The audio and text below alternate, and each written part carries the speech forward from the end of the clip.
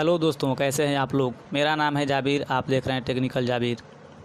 दोस्तों, आज का वीडियो आपके लिए काफ़ी खास होने वाला है, क्योंकि इसमें हम आधार सेंटर खोलने की जो तरकीब नहीं आई हुई है, जो रजिस्ट्रेशन लिंक आया है उसके बारे में बताने वाले हैं। कैसे रजिस्ट्रेशन करना है और क्या क्या उसमें डॉक्यूमेंट्स लग रहा है वो हम आपको बताएंगे। दोस्तों, बने रहिए आज के इस वीडियो में अंत तक और देखिए। अगर आप आधार का काम करना चाहते हैं तो इस वीडियो को सबसे पहले हम बता दें कि इसमें डॉक्यूमेंट्स जो भी हम आपको बताने वाले हैं वो आप आवेदन करने से पहले ही स्कैन करके रख लें, उसके बाद आवेदन करने के लिए चलें, क्योंकि इसमें जो भी डॉक्यूमेंट्स हैं आप उसके बिना आवेदन नहीं कर सकते हैं।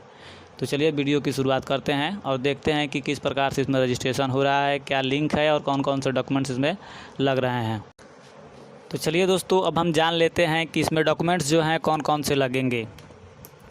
तो आप देख सकते हैं, सबसे पहले आपको अपने आधार का जो सुपरवाइज़र या ऑपरेटर सर्टिफिकेट होता है वो आपको रख लेना है। उसके बाद से ऑपरेटर सुपरवाइज़र का पुलिस वेरिफिकेशन सर्टिफिकेट जो होता है वो आपको रख लेना है। ध्यान दीजिएगा, वो 3 माह से अधिक पुराना नहीं होना चाहिए। उसके बाद से ऑपरेटर या सुपरवाइज़र का आधार लगेगा आपको कलर में। उसके बाद से CSC सेंटर, जहाँ पर आप आधार सेंटर खोलना चाह रहे हैं, वहाँ का इनसाइड आउटसाइड फ़ोटो होना चाहिए। वहाँ पर कम से कम बैठने की व्यवस्था होनी चाहिए और स्पेस होना चाहिए, ताकि 5 लोग वहाँ पर आसानी से बैठ सकें। तो ये चीज़ें मैंडेटरी हैं, आपको करना ही होगा। और इन सभी डॉक्यूमेंट्स को आप स्कैन करके अपने पास रख लें, उसके बाद ऑनलाइन करने के लिए चलें। तो चलिए हम चलते हैं आगे का स्टेप और देखते हैं कि कंप्यूटर स्पेसिफिकेशन क्या होना चाहिए आधार सेंटर लेने के लिए अभी के डेट में। तो हम आपको यहाँ पर एक नोटिफिकेशन जो मिला है हमको आप दिखा देते हैं। यहाँ पर दिया हुआ है laptop specification required as per UIDAI। उसके अनुसार से लैपटॉप में क्या क्या होना चाहिए वो आपको यहाँ पर दिखा देते हैं। सबसे पहले है मशीन फॉर्म फैक्टर, आपको लैपटॉप ही लेना है। उसके बाद से मॉडल की बात करते हैं तो from top 5 vendors as per latest IDC report. उसके बाद से उस लैपटॉप में CPU की बात करें तो आप यहाँ पर देख सकते हैं इंटेल i5 9th जनरेशन और हायर, यानी कि आपको i5 जनरेशन वाला लैपटॉप ही लेना है, 9th जनरेशन लेना है, i5 होना चाहिए आपको, ठीक है। उसके बाद से AMD Radeon देख रहे हैं 5 3000 सीरीज और हायर होना चाहिए। आप यहाँ पर 2.3 GHz quad core base frequency और लेटर लैपटॉप होना चाहिए। डिस्प्ले आपके पास मिनिमम 14 इंच का होना चाहिए। Connectivity should have built in support for Bluetooth, wifi support करना चाहिए, ईथरनेट सपोर्ट करना चाहिए। और मेमोरी में आपके पास कम से कम 8 GB DDR4 रैम और higher expandable up to 16 GB with ID अब first D 1 mm slot free होना चाहिए। वेब कैम आपके पास एक होना चाहिए। स्टोरेज कैपेसिटी जो है 256 GB या उससे अधिक का हार्ड डिस्क आपके पास होना चाहिए, मिनिमम 500 GB। अगर उसका ड्राइव @7200 RPM हार्ड डिस्क है तो इनपुट आउटपुट पोर्ट्स 1 HDMI और 1 VGA पोर्ट आपके पास होना चाहिए। उसके अलावा आपके पास 7 USB ports with minimum 4 USB ports on the device होना चाहिए। बैटरी बैकअप आपके पास होना चाहिए इस लैपटॉप का, चिपेस्ट होना चाहिए, इंटीग्रेटेड विथ CPU और इक्विवेलेंट ग्राफिक्स होना चाहिए आपके पास उस लैपटॉप में। कीबोर्ड होना चाहिए। इसके अलावा touch pad, white touch pad below keypad और laptop, mouse in case of desktop होना चाहिए। आप देख सकते हैं एक्सेसरीज में यहाँ पर laptop carrying case not in case of desktop. Warranty भी उसका होना चाहिए 3 साल का comprehensive country on side warranty. Battery and power adapter would have 1 year warranty. यहाँ पर आपको बैटरी और पावर अडाप्टर का भी वारंटी आपके पास होना चाहिए। तो ये सब चीज़ें हैं। मैं इस PDF का लिंक आपको दे दूँगा, वो आप ध्यान से पढ़ लीजिएगा। अब चलते हैं कि कौन सा लिंक है और किस प्रकार से रजिस्ट्रेशन हो रहा है।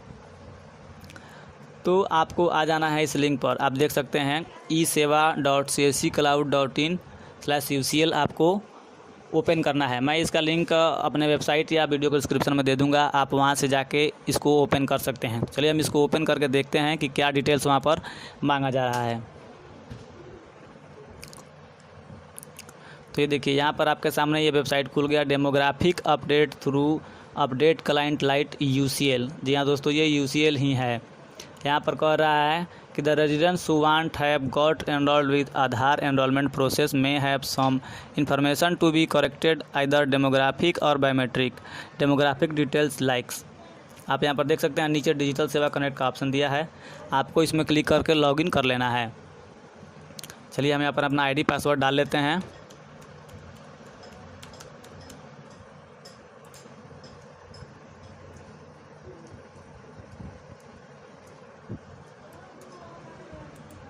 उसके बाद आपको साइन इन पे क्लिक कर लेना है। और अगर आप पहली बार यहाँ पर साइन इन कर रहे होंगे तो आपको अलाउ करने के लिए कहेगा, आपको यस पे क्लिक करके अलाउ कर लेना है।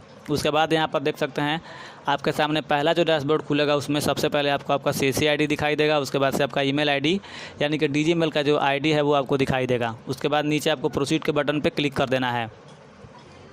प्रोसीड के बटन पर क्लिक करने के बाद आपको फिल डिटेल करने के लिए कहेगा। यहाँ पर सबसे पहले आपको VLE का नाम भर लेना है। उसके बाद से VLE का CC ID यहाँ पर ऑटोमेटिक शो कर जाएगा। उसके बाद से 3 नंबर में जो ऑप्शन है, यहाँ पर बहुत लोगों को दिक्कत होगा, VLE बैंक BC कोड, यहाँ पर वो आपको डालना है। तो इनकेस अगर आपको VLE बैंक BC कोड नहीं मिला है तो आप क्या करेंगे, VLE बैंक BC कोड जिनको नहीं मिला है वो लोग अभी इसके लिए इंतज़ार करेंगे। उनका VLE BC कोड मिलने के बाद ही वे लोग आवेदन कर पाएंगे। जिन लोगों को मिला है केवल वही लोग अभी आवेदन करेंगे। आप देख सकते हैं। उसके बाद से name of bank issuing VLE code, VLE BC code, जिस बैंक से उनका BC कोड मिला है उसको यहाँ पर डालना है। उसके बाद से 5 नंबर में कह रहा है state where CSC is located, state select करना है। उसके बाद से डिस्ट्रिक्ट सेलेक्ट कर लेना है। पिन कोड यहाँ पर डाल देना है। उसके बाद से CSC सेंटर का कंप्लीट एड्रेस यहाँ पर डालना है। उसके बाद से VLE का मोबाइल नंबर डालना है। VLE का ईमेल ID डाल देना है। उसके बाद से 11 नंबर में जो ऑप्शन पूछ रहा है, हमने आपको जो डॉक्यूमेंट्स स्कैन करके रखने के लिए कहे थे, तो यहाँ पर 11 नंबर में आधार का जो ऑपरेटर ID होता है या सुपरवाइज़र होता है उसका सर्टिफिकेट एक मिलता है एग्ज़ाम का, वो आपको यहाँ पर यस पे टिक लगा कर अपलोड कर देना है। उसके बाद से 12 नंबर में कह रहा है operator supervisor police verification copy not more than 3 months old. यहाँ पर ऑपरेटर या सुपरवाइज़र जो भी हैं उनका पुलिस वेरिफिकेशन सर्टिफिकेट का कॉपी लगाना है, 3 माह से ज़्यादा नहीं होना चाहिए। आप यहाँ पर यस करके अपलोड कर देना है। उसके बाद से यहाँ पर देख सकते हैं दोस्तों, ऑपरेटर सुपरवाइज़र आधार यहाँ पर अपलोड करना है आपको। उसके बाद से कह रहा है कि operator supervisor mobile number link with Aadhaar, yes है तो वो मोबाइल नंबर यहाँ पर आपको डाल देना है। Operator supervisor alternate mobile number यहाँ पर यस करके आपको डाल देना है। जहाँ जहाँ भी स्टार लगा है दोस्तों वो सब मैंडेटरी है, आपको भरना ही है। उसके बाद से laptop available as per UID specification, आपको यहाँ पर क्लिक कर देना है। और वो जो दोस्तों हम आपको PDF दिखाए तो वो यहाँ पर दिख सकता है UID laptop specification, click here, यहाँ पर क्लिक करेंगे तो वही PDF आपको दिख जाएगा, तो आप वो भी जाके वहाँ से पढ़ सकते हैं। उसके बाद से यहाँ पर कह रहा है colour multi function printer available, आपके पास कलर प्रिंटर होना चाहिए, यस कर दीजिएगा। उसके बाद से single fingerprint scan device available, yes पे आपको क्लिक करना है क्योंकि वो तो आपके पास होना ही चाहिए। उसके बाद से single iris scan device available, वो भी आपके पास होना चाहिए। उसके बाद से TFT मॉनिटर डिवाइस अवेलेबल, दोस्तों ये भी आपके पास होना चाहिए। इनकेस अगर नहीं है तो आप नो कर सकते हैं, उसके लिए कोई दिक्कत नहीं है। हालांकि वो अगर होता है तो लैपटॉप के पीछे लगाया जाता है ताकि जो भी अभ्यर्थी अपना आधार सुधार कराने के लिए आता है उसका डाटा आप क्या भरे हैं वो वहाँ से देख सकता है, वेरीफाई कर सकता है। उसके बाद से GPS डिवाइस अवेलेबल आपके पास होना चाहिए। और उसके बाद से 22 में आप देख सकते हैं CSC centre having the space of waiting area of at least sitting of 5 citizens, आपको यहाँ पर 5 लोगों के बैठने का जो स्पेस है आपके CSC सेंटर पर होना चाहिए। आपको यस करके वहाँ पर का जो फ़ोटो है वो आपको यहाँ पर अपलोड करना है, एक इनसाइड का एक आउटसाइड का, यानी कि अंदर का एक फ़ोटो और एक बाहर का फ़ोटो आपको वहाँ पर अपलोड करना है। उसके बाद से इंटरनेट का कनेक्टिविटी आपके पास होगा ही, CCTV कैमरा वहाँ पर अवेलेबल है कि नहीं वो आपको यहाँ पर सेलेक्ट करना है। उसके बाद से कह रहा है 25 नंबर में दिव्यांग friendly centre with the availability of RA MP and wheel chair, अगर आपके पास जाने के लायक जैसे ऊंचे स्थान पर आप हैं तो वहाँ पर व्हील चेयर जा सकता है कि नहीं, तो उसके अनुसार से यस और नो करके उसका एक फ़ोटो खींच के यहाँ पर आपको लगाना है। उसके बाद से token system machine available for citizens, token system आपके पास उपलब्ध है कि नहीं, है तो यस, ना है तो नो कर दीजिएगा। उसके बाद से आपके पास सेंटर के पास में टॉयलेट फैसिलिटी है कि नहीं कस्टमर्स के लिए, तो है तो यस कर दीजिएगा, नहीं है तो नो कर दीजिएगा। उसके बाद से 28 नंबर में आपको लास्ट में कैप्चा डालना है। उसके बाद से सबसे नीचे यहाँ पर आपको टिक लगा देना है, आप देख सकते हैं यहाँ पर टिक मार्क लगा देना है। और उसके बाद से सबमिट पे आपको क्लिक कर देना है। दोस्तों इतना करते ही का जो रजिस्ट्रेशन है वो टोटल फॉर्म जो है रजिस्ट्रेशन का फिल हो जाएगा। उसके बाद से आपको जो भी डिटेल भरे हैं आपको दिखाई देगा, ठीक है। तो सारा डिटेल आपको एक बार मिला लेना है। उसके बाद से फाइनल सबमिट कर देना है। फाइनल सबमिट करने के बाद आपको एक रिसिप्ट मिल जाएगा, वो प्रिंट करके अपने पास रख लीजिएगा ताकि फ्यूचर में आपको काम दे। दोस्तों अपना मेल जो है समय समय पर चेक करते रहें, क्योंकि आधार से रिलेटेड जो भी मेल्स हैं अब आपको फ्रॉड मेल्स भी आने शुरू हो जाएंगे। तो आप जेन्युइन जो मेल होगा वो आपको मेल में ही आएगा, आप वहाँ पर ध्यान दीजिएगा। पर्सनल मेल पर CSC कुछ नहीं भेज रही है, जो भी भेजेगी आपको DG मेल में ही भेजेगी। इसलिए पर्सनल मेल पर जो भी आधार से रिलेटेड मैसेज आते हैं उनको केयरफुली वेरीफाई करने के बाद ही उस लिंक पर क्लिक करें, अन्यथा आपको लॉस हो सकता है। तो दोस्तों ये था आज के आधार सेंटर खोलने का जो नया गाइडलाइन और स्पेसिफिकेशन था वो हमने आपको दिया। तो वीडियो कैसा लगा और जानकारी कैसा लगा इसे दोस्तों तक ज़रूर शेयर कीजिएगा, ताकि वो लोग भी रजिस्ट्रेशन कर सकें इसके लिए। और अंत में आपसे कहना चाहेंगे कि अगर आप इस चैनल पर नए हैं और इसी प्रकार की लेटेस्ट वीडियो के लिए हमारे चैनल को सब्सक्राइब जरूर कीजिए, बेल आइकन जरूर दबाइए। धन्यवाद।